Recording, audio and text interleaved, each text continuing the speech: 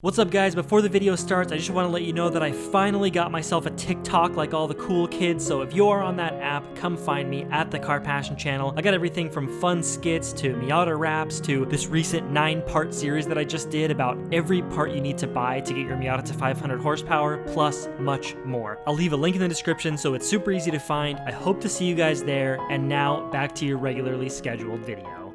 What's going on everybody? Today I'll be discussing some of the interesting findings on the NB Miata that's down on power, as well as discussing my options to remedy the situation and getting your guys' opinion on what direction you want to see the project go. I'm your host, Greg Peters, and you're watching Car Passion.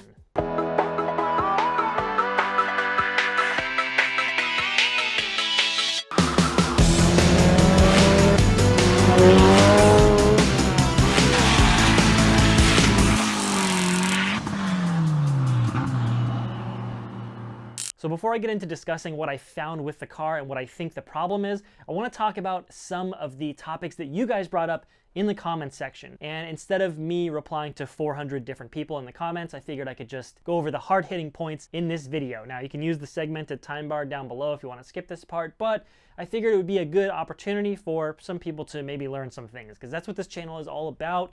Learning how to go faster, or at least keep your car on the road. So a huge portion of the comments brought up possible fuel issues.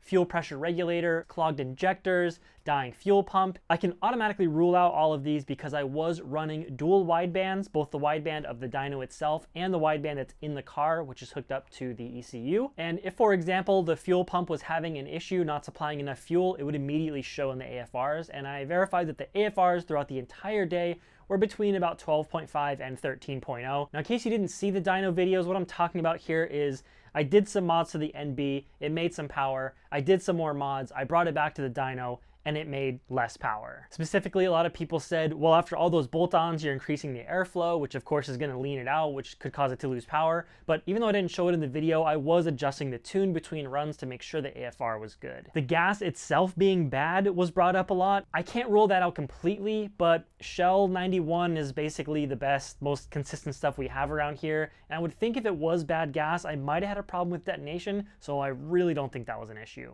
The air temperature and DA, or density altitude, between the two dyno days, it was only maybe 5 or 8 degrees difference, and I was doing pulls from like 9 in the morning until midnight on both days, so there was a wide range of temperatures anyways, and none of that really affected the power by that much. Okay, this is another one that people were discussing a lot. If you put big cams in your car, you're losing your port velocity, you're gonna lose all your low RPM torque, and it's only going to make high RPM horsepower, and you're losing all your dynamic compression. First, let me talk about that real quick. When people say compression ratio, they're usually talking about the static compression ratio, and that's simply a ratio of the cylinder volume when the piston is at bottom dead center versus the cylinder volume when the piston is at top dead center. So when the piston's at the bottom, let's say your cylinder volume is 500 cc's, and at top dead center, let's say it's 50 cc's, that would be a 10-to-1 static compression ratio. Now, especially when you install big cams in the car, the intake valve can actually still be open when the piston is on its way back up.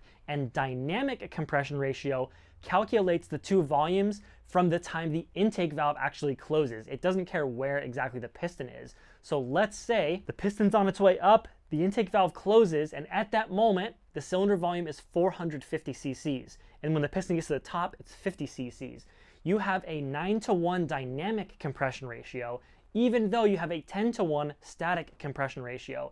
And the way to combat this is to either skim the head or put a set of high compression pistons in the car. Now, all of that is true, but it's being way blown out of proportion because those things only become a real concern when you install very large cams into the car. The X-intake cam swap increases the size of the intake cam by a very, very small amount. It's not even as aggressive as a totally mild set of aftermarket cams, so none of that is really a concern in this case. And some people were also saying, well, if that cam could make more power, Mazda would have used it to begin with.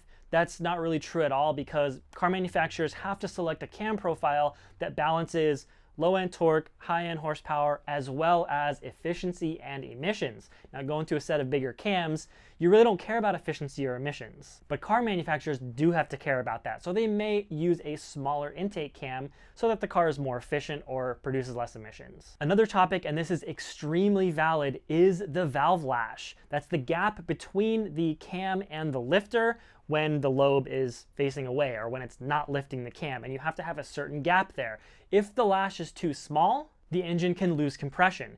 If the lash is too big, aside from risking valve train damage, the valve also won't open as far, so you could lose power either way if the lash is too big or too small. And the X-Intake swap uses an OEM cam, so although you shouldn't have to adjust the lash, of course you have to check it still. Now I checked the lash when I installed the cam, and it was within spec. I also checked the lash after the dyno day, and the values were exactly the same. They're all within spec, and the values were the same as when I checked the lash with the intake cam. So the lash is definitely not the problem here.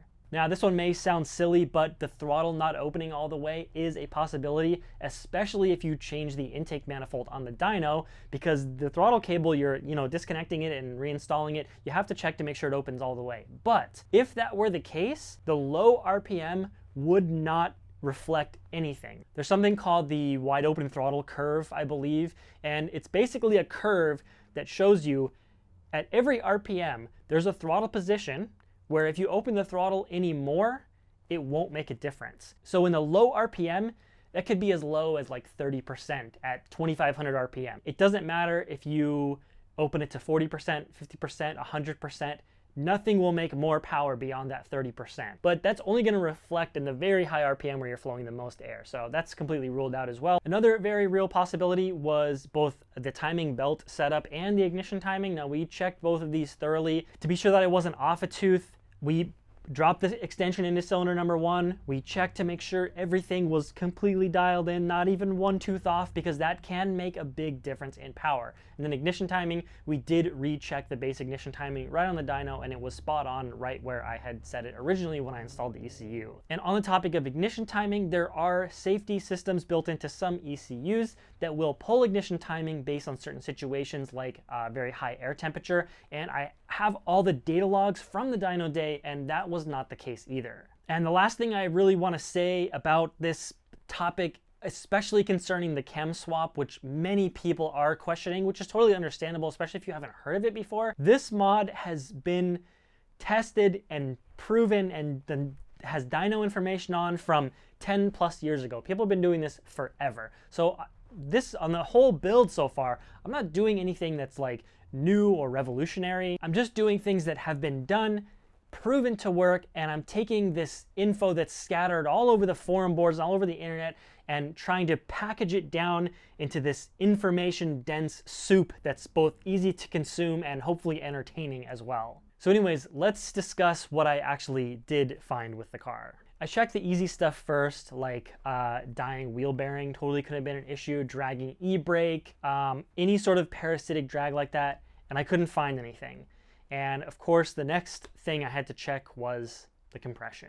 So I didn't really film anything special here because, to be honest, I wasn't expecting to find anything, and boy was I wrong. So I started off here with a standard compression test, or a dry compression test, and this is just a simple test where you crank the engine over 7 or 8 times with the spark plugs out and the throttle open to see how much pressure is generated in each cylinder. The peak numbers aren't really too important, but big variances between different cylinders is what you want to be on the lookout for. So here's cylinder number 1. You can see about 170 psi peak, maybe a little bit low, but not really anything to be too concerned with. Cylinder number 2 is where it started to get real fun. You are reading that gauge correctly. That's a peak of about 30 psi, so almost no compression in cylinder 2 there. Cylinder number 3 obviously in much better shape at 145 psi, but it is 15% lower than cylinder number 1, which is a bigger variance than what you want to see. Optimally, you want 10% or less of a difference between each cylinder. And cylinder number 4 with a relatively healthy 170 psi. So obviously there's a big big problem with cylinder number 2, but just from those numbers, we don't know what it is. It could be a variety of things. So the next thing to try here would be a wet compression test, and that's going to test specifically how well the rings seal. If those numbers come all the way back up to normal with a wet compression test, which is the same as a dry compression test, but with about a tablespoon of motor oil in the cylinder, then I would know the main problem is with the rings. But if the numbers don't come up that much, then the air is leaking out of somewhere else, like through the valves or out of the head gasket. So cylinder number 1, we do have a peak of about 220, but keep in mind that even the healthiest engine will produce much higher numbers on a wet test. So it doesn't really mean anything that a healthy number went even higher. Now, if cylinder number 2 goes above 200 PSI with a wet test, then we know there's a big time ring problem. But as you can see here, we're only looking at about 70 PSI on the wet test, which is still super low. Cylinder number 3 didn't raise much at all, only from about 145 to about 160. So really not thinking there's any sort of ring issue there. And then on cylinder number 4, we get that same high peak of 220. So about the same as cylinder number 1. At this point, there's not much more I can learn from the compression test. It's possible that the head gasket is blown between cylinder number 2 and 3, but I would expect their numbers to be a little bit closer if that were the case. I'm really leaning towards a valve train issue, and the appropriate test to figure that out is a leak down test. So I'm going to take it to my buddy's shop and we'll see what kind of numbers I get there. So a leak down test pressurizes the cylinder with the piston at top dead center, and it measures what percentage of that air is escaping. Now, even the healthiest of engines is going to have some leak down, and up to 20% is generally an acceptable number. And you can see on cylinder number 1, which tested relatively healthy on compression, has a leak down value of 44%. So that's quite a bit of air leaking out, and I'll explain kind of how to figure out where that's coming from and whatnot in just a minute, but let's get through these cylinders first. Over to the bad cylinder, number 2, you can see we have 95% leak down, which means almost all of the air that's being injected is leaking out. So the next step is to figure out where that air is going. Now, if it's coming out the intake valves, you should be able to put your ear up to the air filter with the throttle body open and hear a hissing sound. If it's coming through the exhaust valves, you should be able to put your ear up to the muffler tip and hear some hissing coming from there. If it's going past the piston rings, you should be able to take your oil filler cap off or your dipstick out and hear some hissing and maybe even feel some pressure coming out of there. In my case, I could hear a ton of hissing coming out of the intake, so turn your volumes up and listen closely to this.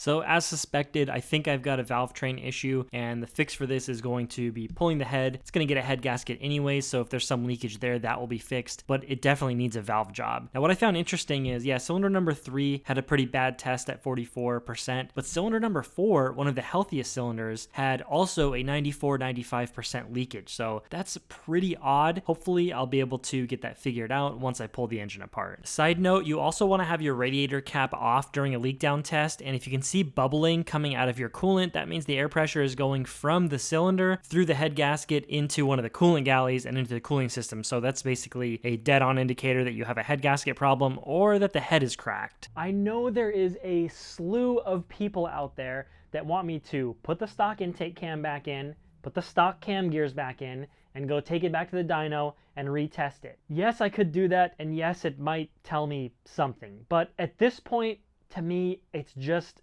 not worth it. Number 1, 3 hours round trip to the dyno.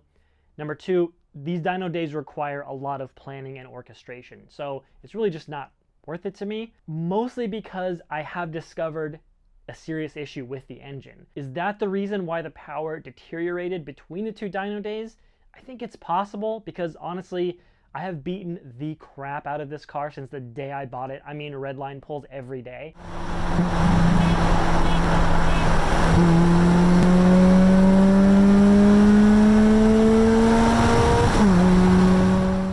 So if it did have an underlying issue already, I've probably accentuated that because I'm most likely driving it a lot harder than the previous owner was, but that's always kind of been my philosophy. Buy a car, drive it like you stole it, break everything, and then when you fix it, it's going to be like bulletproof reliable. So, not that much work to put the stock intake cam back in, but let's say, oh, I'll put the intake cam back in and just do another compression test. That's not going to help at all. And the reason is, if there was a problem with the cam or the cam timing, it's not going to fix variances between the cylinders. A cam is going to affect all 4 cylinders equally, so that's going to tell me nothing, as well as the leak down test. As long as the valve lash is verified to be within spec, a leak down test is not going to change no matter what cams you have in the engine. So obviously there is a problem, and it seems to be primarily with the valve train. So let's talk about some of the options to fix the car going forward. And keep in mind that I'm building this car and I'm spending this time mostly for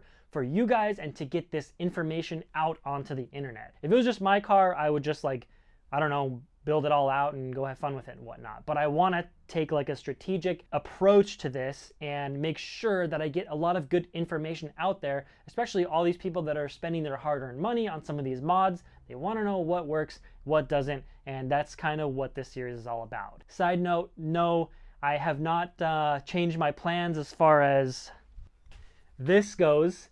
This is still going into the project, but obviously I have to get it fixed first. And you know what?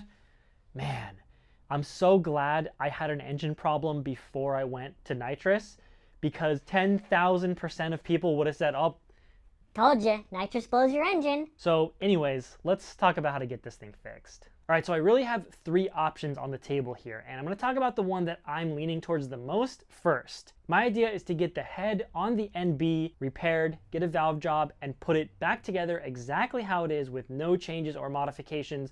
I'm talking, I wouldn't even get the head skimmed to raise the compression, just the bare bones minimum to get it back to healthy OEM spec, and then bring it back to the dyno and see what it can make. Obviously, there wouldn't be that much content, so at that same time, I would probably do the nitrous setup as well. And in my opinion, the value in going that direction is I could still show what a stock setup with just bolt-ons and a tune is capable of. I believe that that thing, with the head being healthy, could make 155. I think it can make stock Mazda speed power. Okay, so let me talk about another possible option. I acquired a little while ago a VVT engine. Another thing I could do, swap the VVT head onto that motor. We can play with VVT tuning and see kind of what that head swap is worth. That would be cool, but I'm not really leaning that direction. That VVT head, it might be something that I build up for the red car. I don't know. I just kind of want to gauge interest in seeing if you guys think a VVT head swap would be cool to see. The third option is, this is a BP4W cylinder head that's been, we'll say, modified. I'm talking some pretty heavy porting on this thing. This cylinder head has already been tested on another BP4W, and let's just say the gains were impressive. This is another option to get this head on the car, either with stock cams or with big boys, which would basically be scrapping the stock head idea and all that and just trying to make some horsepower. Now, even if I do get the stock head fixed up, I still want to put this on the car eventually, because that head with a set of aggressive enough cams might be able to push me close to the naturally aspirated stock bottom end record that's held by an NB created by the gods, none other than Quinn's NB. I'm sorry, Quinn, but I might have to chase your record. You've just been holding on to it for too long. Anyways, I don't want to get too ahead of myself. Even if I do rebuild the stock head on that car, I want to put the modified one on eventually to see what it's worth, because I think it'll be awesome. But no matter which route I go, it's going to be fun. I'm going to make power, and I think all of you guys are going to enjoy it too. So don't forget to smash that like button if you learned something. Subscribe if you are new, and I will catch you in the next one. Peace out.